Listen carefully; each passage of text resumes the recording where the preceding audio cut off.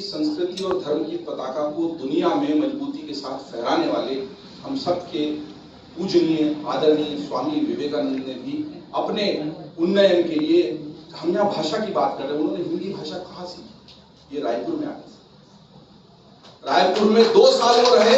वो बंगाली परिवेश से आते थे, बंगाली उनकी प्रमुख भाषा थी, अंग्रेजी उनको ठीक आती थी, लेकिन उनको हिंदी भाषा नहीं आती थी।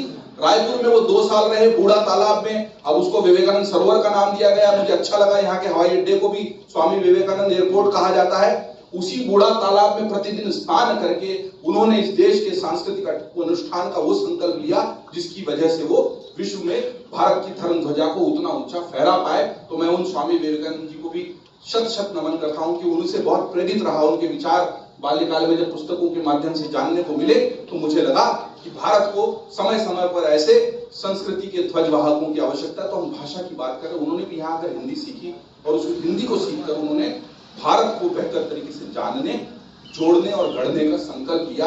इसलिए हम उस धरती पर हैं जहां पर इस तरह के संकल्प पहले भी लिए जाते रहे। मुझे आखिर में सिर्फ इतना कहना है कि मुझे सामने बैठकर जो विचार मन में आए वो ये लगा, और रास्ते में मैं जो आ रहा था रायपुर से जगदलपुर के, बहुत सारे मॉडल चलते हैं दुनिया में। जैसे मैं मूलतः इंदौर से हूँ, दिल्ली में हूँ 7-8 साल से, क्योंकि मीडिया में आपको एक स्तर के ऊपर जाना है तो सारी ज्यादा अपॉर्चुनिटीज दिल्ली में होती है। और मैं दिल्ली में रहकर अमर उजाला के माध्यम से कोशिश कर रहा हूँ कि पत्रकारिता में जो कुछ सीखा है उसको आगे बढ़ाते हुए नया नया सीखूं। एआई का जमाना है, टेक्नोलॉजी का जमाना है,